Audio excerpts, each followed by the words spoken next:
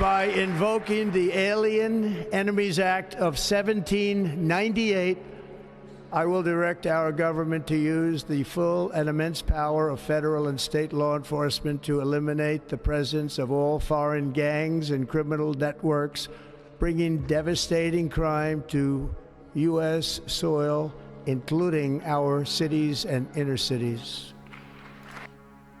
Atención, ley contra inmigrantes.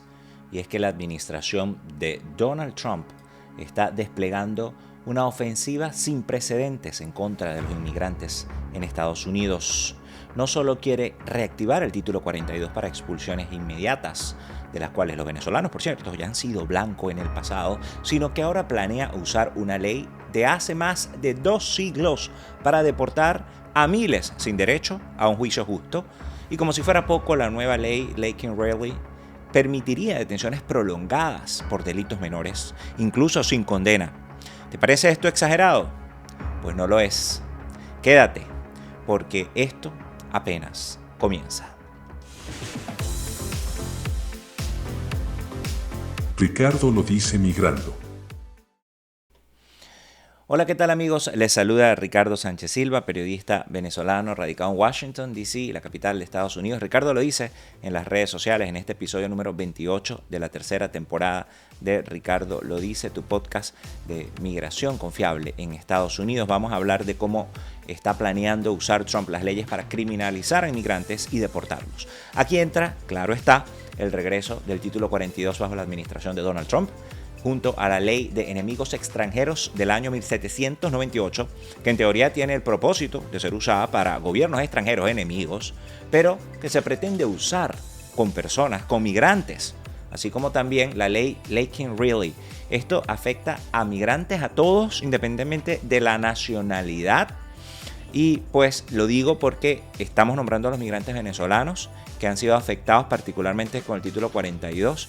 Y esta ley Laken-Riley también fue impulsada por vinculación a los venezolanos. Pero aquí entran todos, pendientes porque esto les interesa a todos los migrantes. Todo esto podría complicar aún más el panorama, la situación de los inmigrantes en Estados Unidos. Estas medidas permiten expulsiones inmediatas, detenciones indefinidas y hasta la posibilidad de deportaciones sin derecho a un juicio justo. ¿Qué significa todo esto en la práctica?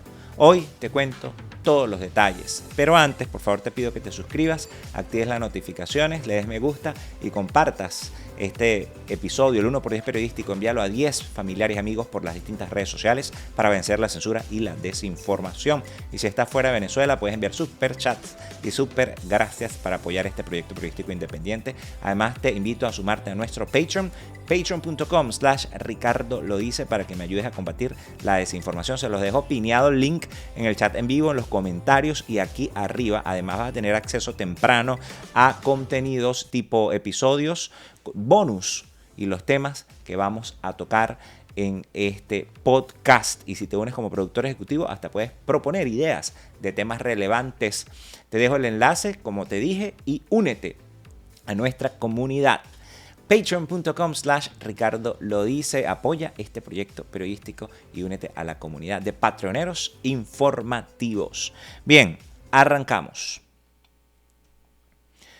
Empecemos por el título 42. Es que el título 42 fue una medida que permitió la expulsión rápida de migrantes durante la pandemia y que bajo la administración de Donald Trump podría volver.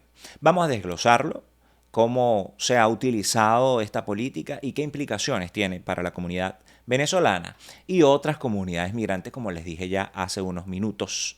El título 42 es una disposición de salud pública de Estados Unidos, específicamente de la Ley de Servicios de Salud Pública de 1944, que permite al gobierno prohibir la entrada de personas para prevenir la propagación de enfermedades contagiosas. Fue invocado por primera vez en marzo de 2020 bajo el mandato de Donald Trump con el argumento de evitar la propagación del COVID. Esta medida permitió la expulsión inmediata de migrantes en la frontera sin brindarles la oportunidad de solicitar asilo, lo que generó fuertes críticas de organizaciones de derechos humanos. Según la Oficina de Aduanas y Protección Fronteriza, o la CBP, las autoridades expulsaron a migrantes en la frontera entre Estados Unidos y México más de 1,8 millones de veces en poco más de 2 años. Esta cifra incluye migrantes de diversas nacionalidades, entre ellos venezolanos, que intentaban ingresar a través de la frontera sur.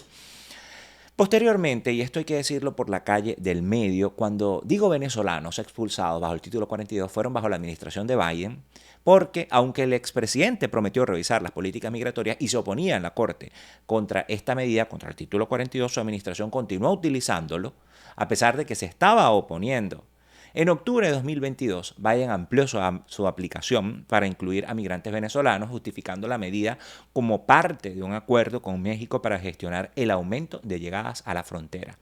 La razón específica para centrarse en los venezolanos fue que, a diferencia de los migrantes de otros países como México, Guatemala o Honduras, también Honduras, no había un acuerdo con el régimen de Nicolás Maduro para aceptar de vuelta a los venezolanos deportados. Es decir, los venezolanos no podían ser devueltos directamente al país en ese momento. Para solucionar esto, el gobierno de Biden negoció con México para que aceptara recibir a los venezolanos expulsados bajo el título 42. A cambio, Estados Unidos lanzó un programa de parol humanitario. Inicialmente fue para venezolanos, aunque ya esto se basaba, tenía un antecedente con los afganos y los ucranianos. Y esto permitía hasta 24.000 entradas de venezolanos, permitiendo pues su ingreso legal si contaban con un patrocinador y cumplían con ciertos requisitos.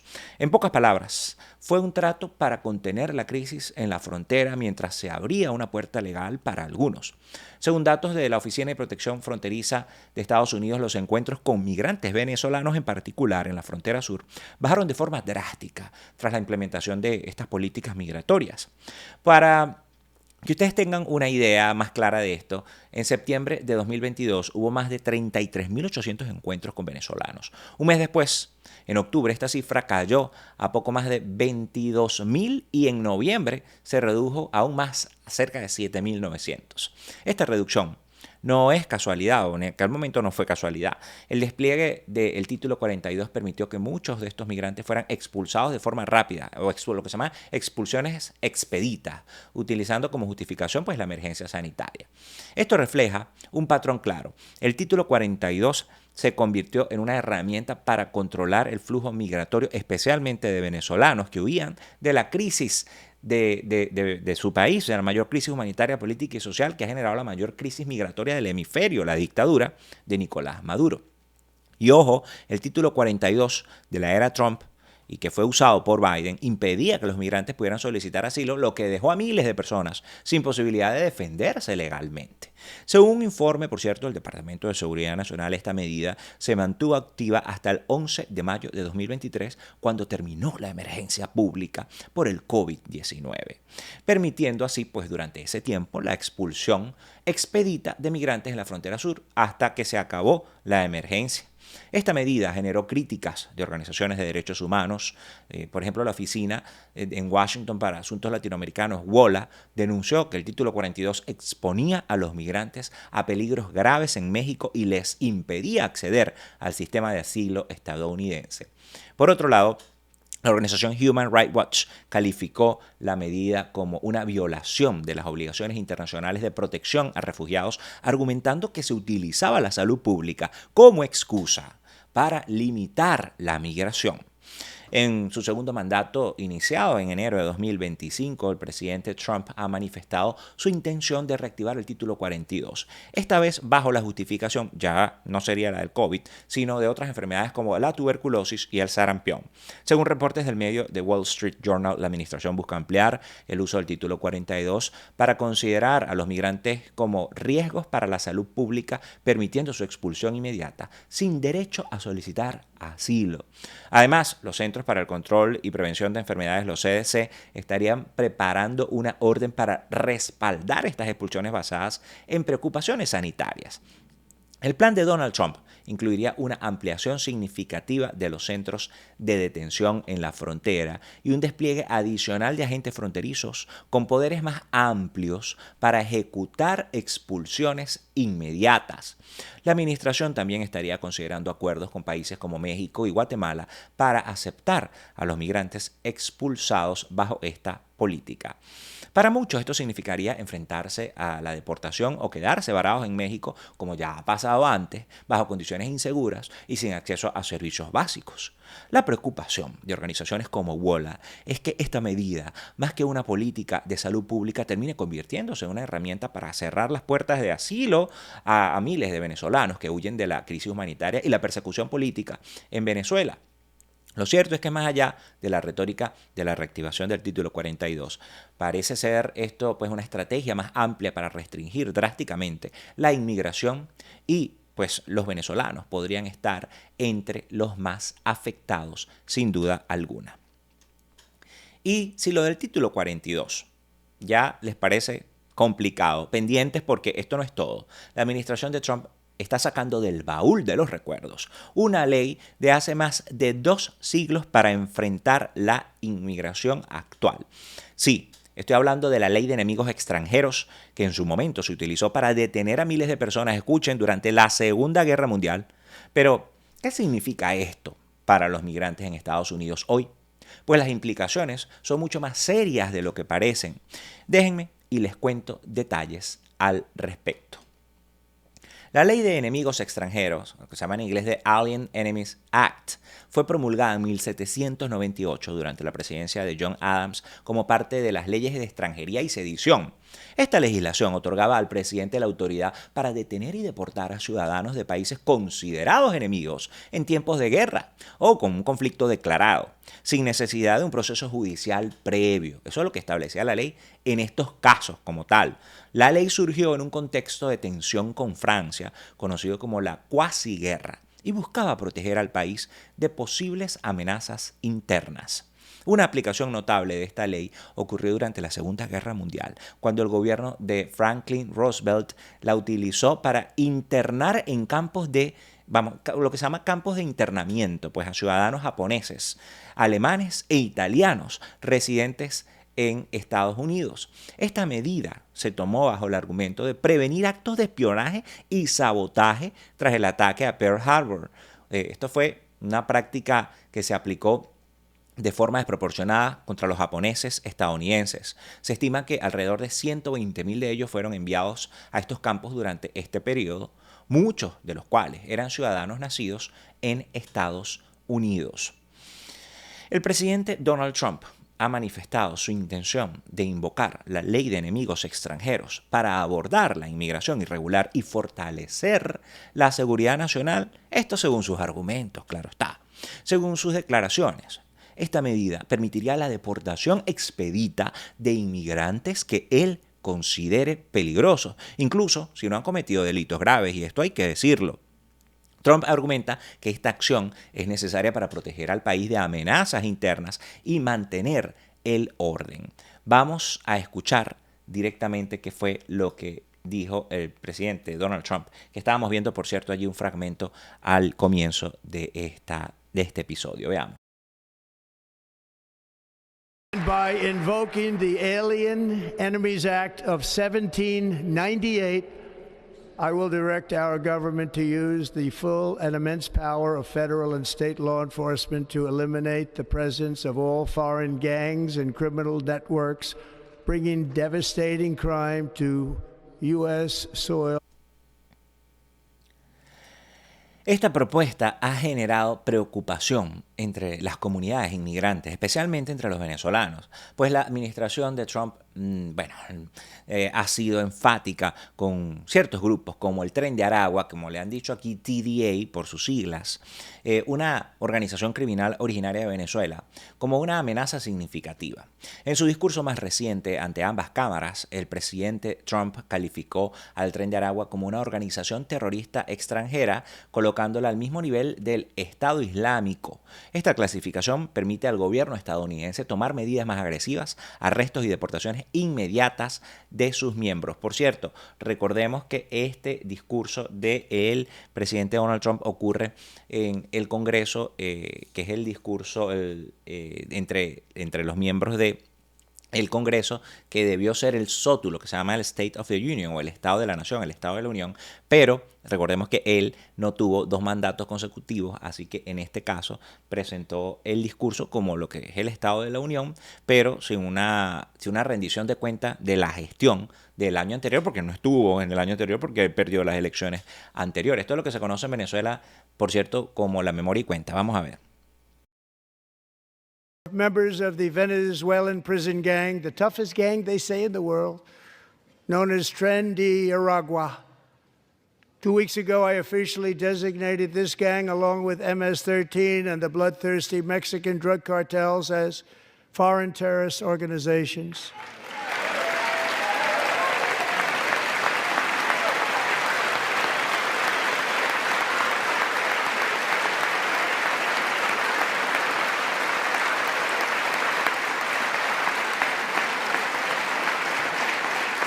They are now officially in the same category as ISIS, and that's not good for them. Countless thousands of these terrorists were welcomed into the U.S. by the Biden administration. But now every last one will be rounded up and forcibly removed from our country, or, if they're too dangerous, put in jails, standing trial in this country, because we don't want them to come back ever. Y ojo, yo no estoy en contra de que capturen a los criminales, no me malinterpreten, porque yo sé que en los comentarios nunca falta alguien que tergiversa todo, ¿no? E intenta manipular. Miren, tanto venezolanos como de otras nacionalidades, y ya lo he dicho reiteradamente, aquí no importa la nacionalidad, ser criminal no va ligado a ninguna nacionalidad. Hay criminales de diversas nacionalidades, y como lo he dicho, pues pueden ver detalles con datos y sustento en episodios anteriores. Incluso los estadounidenses tienen una mayor tasa de homicidas convictos que los propios migrantes indocumentados, por cierto. Esto según el Cato Institute. También hay otros institutos como el Migration Policy y otros datos duros que muestran la realidad. Así que, bueno, sea quien sea un criminal y se demuestre así por la justicia, debe ser sometido a la ley. El problema aquí es la generalización que se ha hecho, que es totalmente errada y muy dañina.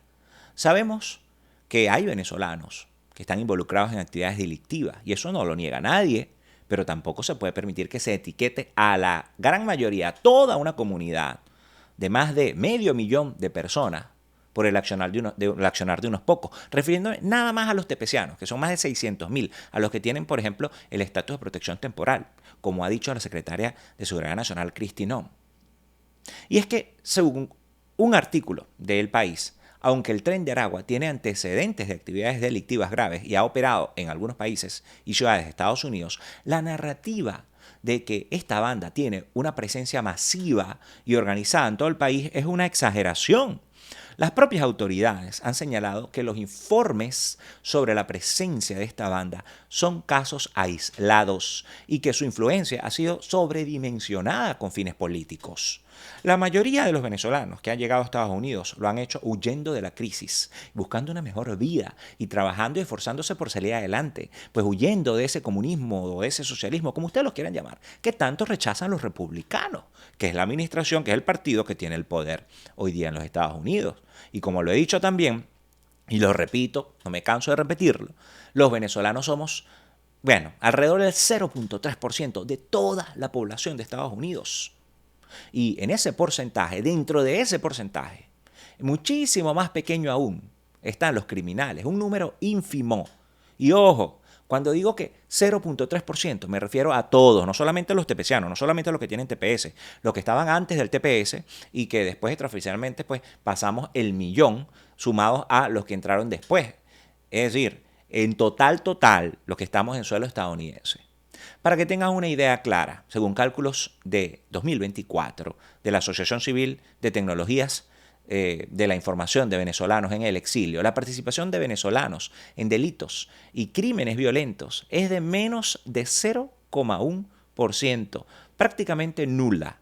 y muy por debajo del promedio nacional de participación de delitos y crímenes violentos, que es 0.3%. Yo estoy hablando de un porcentaje sobre los venezolanos. Y este 0.39% es de la población en general. Imagínense ustedes el contraste. Porque aquí usted sabe que yo les hablo con cifras, yo les hablo con números, con datos, que es donde uno mata la especulación, donde uno mata la falacia política. Los delincuentes venezolanos forman una fracción minúscula que pues es de cientos de individuos, o al menos estamos hablando de los más graves. Comparen esto en contraste con el más de 1 millón que hay. Y tomando en consideración que el total, en la cifra del total somos 0.3%, todos ese millón y pico en comparación con la población general de Estados Unidos. Saquen ustedes la cuenta del porcentaje tan pequeño que representan los criminales en contraste con el daño moral y reputacional tan grande, tan gigante que está haciendo esta administración de Trump, magnificando al Tren de Aragua, metiéndonos a todos en un saco y usándonos para fines políticos, porque esa es la realidad, eso es lo que está pasando, y eso no es algo nuevo. Los mexicanos, los centroamericanos, los migrantes en general, y más aún latinos, han sido satanizados, han sido criminalizados históricamente en este país. Entonces, porque en este mes y medio que tiene la administración de Trump en el poder, por ejemplo, ni en su primera administración, que yo recuerde, pues yo no he visto que le pongan a una ley el nombre de las víctimas de los homicidas convictos estadounidenses, que realmente representan la tasa es mayor, ¿no? No hay leyes, por ejemplo, con nombres de las víctimas de los tiroteos masivos en las escuelas y en los espacios públicos, por ejemplo, que es una epidemia y un problema social gravísimo que representa a Estados Unidos, ¿no? Pero ¿quiénes son los asesinos? ¿Quiénes son los tiradores? Respóndanme ustedes esto en los comentarios, porque yo ni siquiera necesito decirlo aquí. Según las últimas estadísticas disponibles de los Centros para el Control y la Prevención de Enfermedades, los CDC, casi 47.000 personas murieron por heridas relacionadas con armas de fuego en Estados Unidos en 2023, según reportó el Pew Research Center. Y este reporte fue de ayer, 5 de marzo de este año. Y si bien el número de muertes por armas de fuego en Estados Unidos disminuyó por segundo año consecutivo, se mantuvo entre los totales anuales más altos registrados. Entonces, pero con respecto a los tiroteos masivos, estoy hablando en general, ¿no? Pero ahora, los tiroteos masivos es una categoría como tal, que es que entra una persona y pues bueno, agarra tiros, una escuela, un centro comercial, donde sea, ¿no? Pero con respecto a eso, los tiroteos masivos que les estaba hablando, por ejemplo, según el mismo Pew Research Center, el FBI recopila datos sobre incidentes con tiradores activos, que pues define como una o más personas que participan activamente en matar o intentar matar a otras personas en una zona poblada. Según la definición del FBI, 105 personas, sin contar los tiradores, murieron en incidentes de este tipo en 2023. Pero el Gun Violence Archive, una base de datos en línea de incidentes de violencia con armas de fuego en Estados Unidos, define los tiroteos masivos como incidentes en los que 4 o más personas recibieron disparos, incluso si nadie muere, de nuevo sin contar a los tiradores. Según esta definición, 722 personas murieron en estos incidentes solo en 2023, señores. Y miren, esto es la magnitud de esta cifra. Vaya, que son grandes. Y en comparación con la cifra de los criminales o de los delincuentes de nacionalidad venezolana, por ejemplo, sin defender aquí a ningún delincuente, insisto, yo solamente quiero poner en perspectiva para que ustedes entiendan, ¿no? Y el mismo FBI reportó que desde el año 2000 a 2023, escuchen, hubo un incremento de 48% con tiradores activos. Es decir, no es algo nuevo, es un problema de décadas. ¿Y por qué traigo este mal social, este problema a discusión? Bueno, para que pongamos en perspectiva, como les decía, y entendamos el contraste y aterricemos lo que está pasando y nos formemos un criterio informado. Haciendo una comparación entre lo mediático, lo efectista, que ha sido el caso, por ejemplo, de Laken Riley, un caso de un venezolano que realizó este acto terrible por demás. Bueno, hay una brutal diferencia. Y pendiente y ojo, porque todas las víctimas merecen justicia, reparación por igual, pero no en base al odio, la xenofobia y el racismo. Entonces, aquí se condena los actos criminales. Y los criminales, no importa dónde vengan, deben estar sujetos a la ley. Y que esto quede claro. Ahora bien, volviendo a la ley de enemigos extranjeros, una vez que ya he explicado esto, la intención de utilizar la ley de más de 2 siglos de antigüedad para abordar problemas contemporáneos, esto plantea realmente serias cuestiones legales y éticas. Expertos legales como el profesor en Ciencias Políticas de la Universidad de Oregon, Dan Tichenor, han advertido a la BBC Mundo, que la aplicación de la ley de enemigos extranjeros en el contexto actual podría violar derechos constitucionales fundamentales como el debido proceso y la igualdad ante la ley. Tichenor separó como tal una señalación de que esta ley podría otorgar al gobierno, cito, un poder ejecutivo muy amplio y sin restricciones para detener y expulsar a los migrantes indocumentados a voluntad. Textualmente lo dijo. Además, organizaciones de derechos humanos como el Brennan Center for Justice señalan que medidas de este tipo pueden fomentar la discriminación y la xenofobia, afectando negativamente la cohesión social y la imagen internacional de Estados Unidos. El Brennan Center advierte que la ley de enemigos extranjeros discrimina a los inmigrantes basándose en el país de ciudadanía y de manera más amplia en su ascendencia, lo que podría llevar a su revocación si se invoca nuevamente, ya que, bueno, ya sea en tiempos de paz o en tiempos de guerra. Importante especificar que en este caso no se trata de una guerra y los migrantes no somos una nación y no pertenecemos a países enemigos en los que en estos momentos está en guerra Estados Unidos, por ejemplo. Organizaciones de apoyo a migrantes están alertando a la comunidad sobre sus derechos y las medidas que pueden tomar para protegerse. Por eso es fundamental que como inmigrantes pues se mantengan informados, consulten a abogados especializados y participen en redes de apoyo. Estoy hablando de apoyo comunitario, por ejemplo, para enfrentar posibles acciones gubernamentales. La intención de invocar la ley de enemigos extranjeros para realizar deportaciones masivas representa un desafío significativo en los principios de la justicia y derechos humanos en Estados Unidos, pues que ha defendido, por cierto, estos derechos humanos y la justicia históricamente. Más allá del discurso político, aplicar la ley de más de 2 siglos para enfrentar problemas migratorios actuales plantea, sin duda alguna, serias dudas sobre la legalidad y la ética de estas medidas. La sociedad civil, las organizaciones de derechos humanos y la comunidad internacional tienen un rol importante en monitorear y denunciar posibles abusos con el fin de proteger los derechos de quienes buscan refugio y pues oportunidades en este país que ha sido catalogado, bueno, por mucho tiempo como el país de las oportunidades.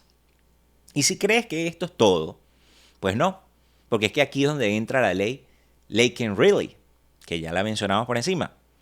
Si lo del título 42 y la ley de enemigos extranjeros te pareció alarmante, pues bueno, imagínense con esta nueva ley, porque esto va mucho más allá.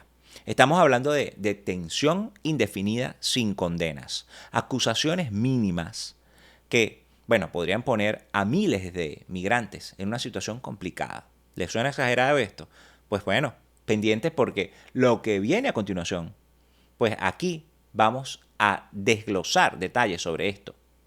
Esto podría tener un impacto directo en la vida de inmigrantes en Estados Unidos. Aquí les cuento detalles.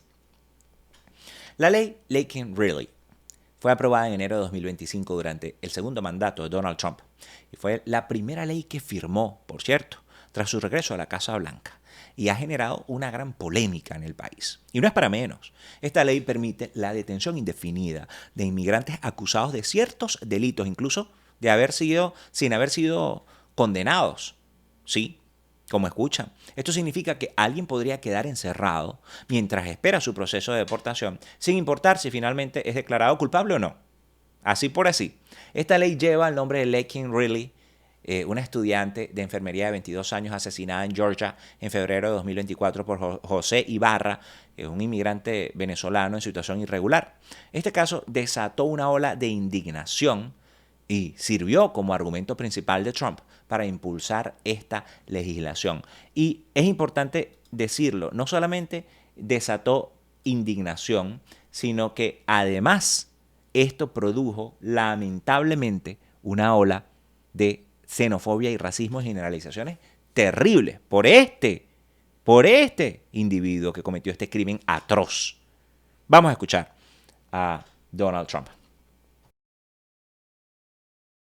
A brilliant 22-year-old nursing student named Laken Riley, the best in her class, admired by everybody, went out for a jog on the campus of the University of Georgia. That morning, Laken was viciously attacked, assaulted, beaten, brutalized, and horrifically murdered. Laken was stolen from us by a savage illegal alien gang member who was arrested while trespassing across Biden's open southern border and then set loose into the United States under the heartless policies of that failed administration. It was indeed a failed administration. He had then been arrested and released in a Democrat-run sanctuary city, a disaster, before ending the life of this beautiful young angel. With us this evening are Laken's beloved mother, Allison, and her sister, Lauren.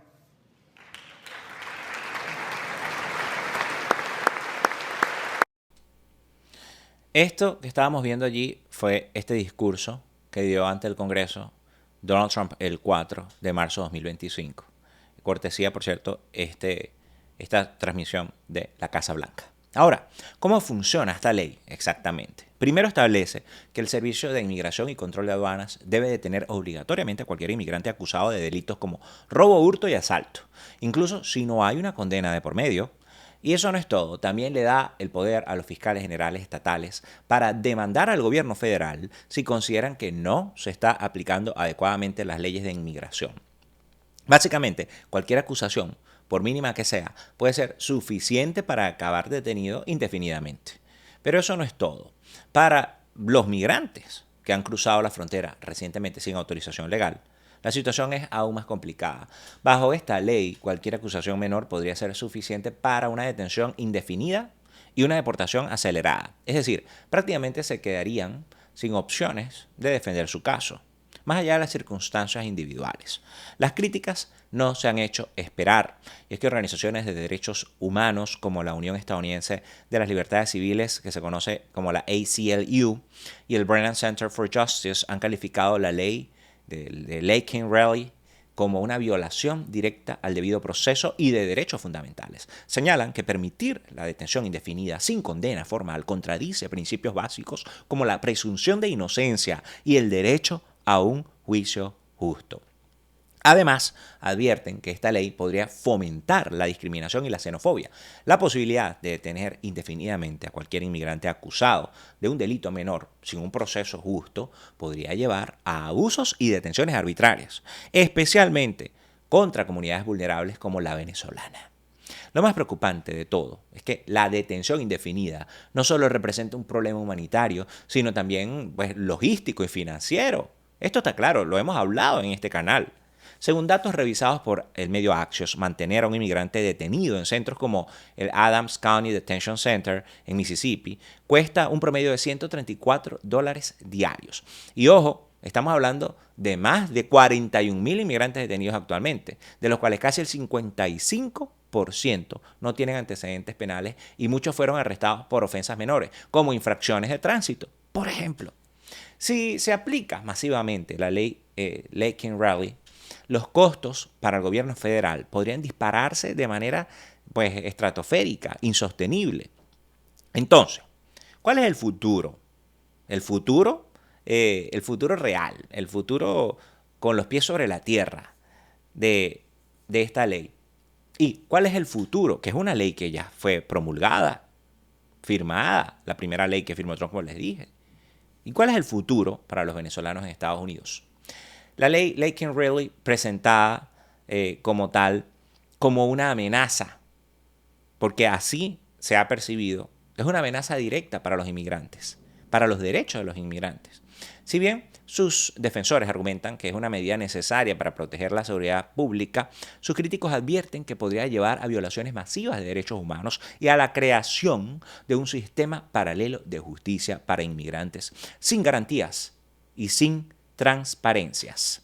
Ya les voy a dar mis conclusiones al respecto, por cierto, sobre todo este tema, sobre estas leyes y la utilización de las leyes para criminalizar y deportar a migrantes, como está ocurriendo a, ¿qué?, un mes y medio de que Donald Trump está en el poder. Pero antes, ¿sabías que solo en febrero de 2025, solo este podcast en total llegó a más de 500,000 de visualizaciones? Pues así es una oportunidad para tu empresa o organización. Tu mensaje puede llegar a miles de personas mientras que apoyas este proyecto periodístico independiente. Si me escribes a ricardolodice@gmail.com con el asunto, en el asunto del correo vas a escribir promo patrocinio. Ahora tendrás, pues escucha, un 20% de descuento del primer mes en tu primera pauta publicitaria con un contrato mínimo de 3 meses. Hablemos de cómo podemos trabajar juntos hoy. Creo que ha quedado claro cómo las nuevas políticas migratorias de la administración de Trump van mucho más allá de lo que habíamos visto antes. La posible reactivación del título 42, la invocación de la ley de enemigos extranjeros y la aplicación de la ley Laken-Riley son claramente parte de una estrategia mucho más amplia que sin duda afecta de forma directa a los venezolanos y a millones de otros migrantes de otras nacionalidades en Estados Unidos. Pero ojo, aquí el problema no es solo el endurecimiento de las políticas migratorias, sino la forma en que se están planteando. La idea de detener indefinidamente a personas sin condena, la posibilidad de expulsiones inmediatas sin derecho a asilo y pues el uso de las leyes creadas hace más de 2 siglos para enfrentar desafíos actuales, son señales claras de que estamos ante un cambio radical en la política migratoria en Estados Unidos y no es una perspectiva o una visión humana. Y no se trata de defender a los que cometen delitos, y esto lo repito muchas veces, porque esto no tiene nada que ver con eso. Se trata de entender las circunstancias de los migrantes, entender la crisis en Venezuela, en el caso de los venezolanos, que es la mayor crisis política, humanitaria y social del hemisferio, que ha generado la mayor crisis migratoria del hemisferio también. Estamos hablando de 8 millones de venezolanos, casi 8 millones de venezolanos, y es una cifra que se está actualizando, ¿no? Por eso yo siempre digo, más empatía, menos odio. Antes de opinar a los que están ahí detrás del teclado, porque muchos yo sé que lanzan odio. Bueno, infórmense, tengan empatía. Y si usted no está de acuerdo con algo, que tiene todo el derecho, por eso aquí hay una democracia, entonces disienta con respeto y argumento. Ese es el objetivo de despertarles pues, el pensamiento crítico. Quien comete un crimen, sin duda alguna, que debe enfrentar las consecuencias de la ley, y eso está clarísimo. El problema es que estamos hablando de medidas que en la práctica parecen estar más enfocadas en enviar un mensaje político que en resolver una crisis migratoria de manera justa y efectiva. Y vaya que se ha radicalizado la política en Estados Unidos desde el primer gobierno de Trump. Pero ahora esto está multiplicado en esta administración que hemos llamado la administración Trump 2.0. Generalizar a toda una comunidad por el accionar de unos pocos no es solo injusto, señores, sino que además contradice los valores de justicia y derechos humanos que Estados Unidos ha defendido históricamente. Entonces, esta es la cuna de la democracia. Este es el bastión moral del mundo, ¿no? En términos de libertad, de defensa de los derechos humanos. ¿Qué se puede hacer?, se preguntan mucho. Bueno, lo primero es informarse. No caer en la desinformación, ni tampoco en el alarmismo. Pero tampoco tenemos que minimizar lo que está ocurriendo. Claro está. Debe consultar con abogados especializados, estar al tanto de organizaciones que brindan apoyo a los migrantes y sobre todo conocer sus derechos. porque aquí todos tenemos derechos, independientemente del estatus migratorio, por cierto. La comunidad migrante en Estados Unidos ha demostrado ser resiliente y organizada, y pues eso no ha quedado duda. Y ahora más que nunca es crucial mantenerse unidos y bien informados. Aquí abajo yo les voy a dejar una lista de recursos, como siempre. Cada uno de mis episodios se lo estoy colocando. Bueno, ahí incluye una tarjeta roja la que le puedes dar a agentes de la migra o ICE si te detienen. Y sin hablar, eso sí, calladito, se las das y ahí están todos tus derechos. Y también hay páginas web, links de organizaciones que ofrecen también asesoría legal y mucho más. Así que ahí abajo se lo dejo pineado. Amigos, no olviden darle me gusta, suscribirse y activar la campanita de notificaciones. Así apoyas este proyecto periodístico independiente. Si quieres apoyarme y estás en Estados Unidos o cualquier país fuera de Venezuela, te invito también a sumarte a nuestro Patreon. Hazte patronero informativo para que me ayudes acá a combatir pues, la desinformación y tendrás acceso temprano a los temas que vamos a tocar y contenido extendido de episodios exclusivos. Si te unes como productor ejecutivo, hasta puedes proponer temas relevantes. Estamos empezando a construir la comunidad, reactivando este Patreon que ya estaba creado, pero ahora le estamos dando otro aire, ¿no? Con esta tercera temporada de Ricardo lo dice migrando. Te dejo el enlace en la descripción y fijado en los comentarios. Y aquí arriba también te lo voy a dejar. Patreon.com/Ricardo lo dice. Se escribe patreon.com/Ricardo lo dice. Únete a la comunidad y apoya este proyecto periodístico independiente. Por cierto, también puedes dejar superchats y super gracias y también de esa forma me apoyas. A propósito de esto, quiero decirles que como lo prometido es deuda, y aquí cumplimos con nuestras promesas, vamos a enviar un saludo y agradecer a uno de los usuarios que mandó un superchat. No dejó mensaje, pero mandó el superchat e igual agradecemos. Vladimir Canelón, gracias por este super chat o super gracias que usted puede mandar en este caso, pues lo envió en el episodio anterior. No, creo que no fue el anterior, fue el otro. Pero ahora lo estamos pasando en este episodio porque el episodio de ayer, por cierto, que se los voy a dejar aquí etiquetado, justamente aquí, fue en vivo. O sea, estamos haciendo pruebas y sacamos ese episodio en vivo y bueno, creo que ha tenido buena reacción. Así que también quiero recordarles, por cierto, con respecto a los horarios, que pues Ricardo lo dice migrando está saliendo a partir de la semana pasada, de lunes a jueves, pendiente porque estamos ahí de lunes a jueves manteniéndote informado con los cambios migratorios más relevantes de Estados Unidos.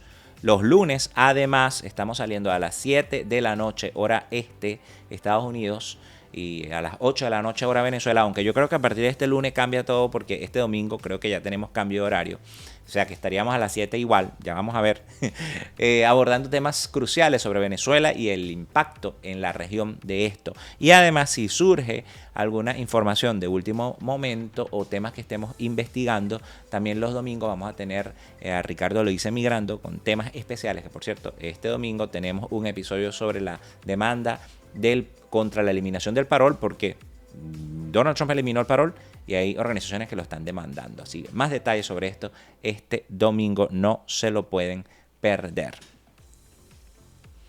Amigos, por aquí les habló Ricardo Sánchez Silva. Ricardo lo dice en redes sociales, periodista venezolano en Washington, D.C., la capital de Estados Unidos. Y si tienes algún tema que quieres proponer o que quieres que toquemos más a profundidad, déjamelo aquí en los comentarios. O hazte también patronero informativo. Si eres productor ejecutivo, ahí estamos en ese chat interno recibiendo ideas de ustedes también. Nos vemos en el próximo episodio de Ricardo lo dice migrando, tu podcast de migración confiable en Estados Unidos. Se les quiere. Feliz noche.